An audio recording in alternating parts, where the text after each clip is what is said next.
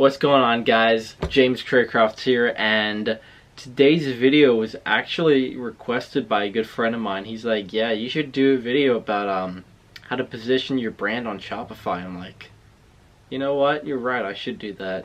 I'm gonna do it. And he's like, do that for me, please? I'm like, okay, cool.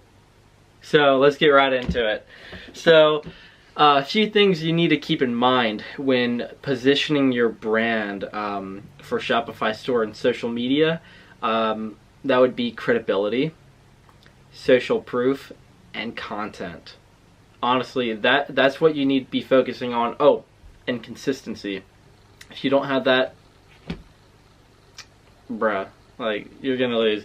But no, I would say social proof. Do whatever you can to get to over 10,000 followers, or else I don't really think anyone will give a shit about your brand. That's only because whenever I see an Instagram account that has less than 10,000 followers, I'm like, cool, okay. But when I see something that's like, I don't know, it's like psychological, it's like that social proof. Even if it's like fake followers, I'm like, okay, well, this account looks like at least a little bit credible. And so yeah, do whatever it takes, like post daily, 2 times daily, literally do whatever it takes to get to that point, or else people won't really be focusing too much on your message. So I would say then after that, well, a really good principle that I've found to be true is that brands don't succeed, people do. I've seen brands succeed in a way where it would revolve around people.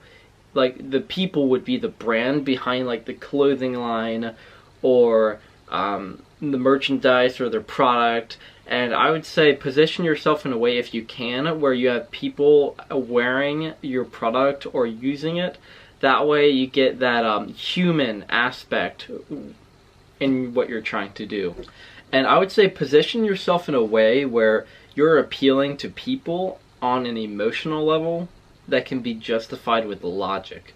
That's really a driving factor between sales, is people buy with emotions and they justify it with logic, and also they justify one purchase with another often. If you can get that first purchase, you'll have a much easier time getting that second purchase. Like, I was just out shopping, and I found myself buying more stuff to justify my my first, second, and third purchases. I'm like, okay, I'm already here, I might as well buy more. So those upsells really do work.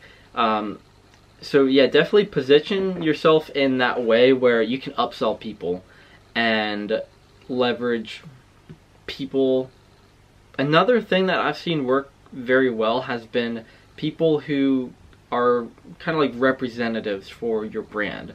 They get good engagement on social media, they have a good amount of followers, they have influence, and you have those people back up your brand, represent it, and show it off, and generate buzz about it, and sales.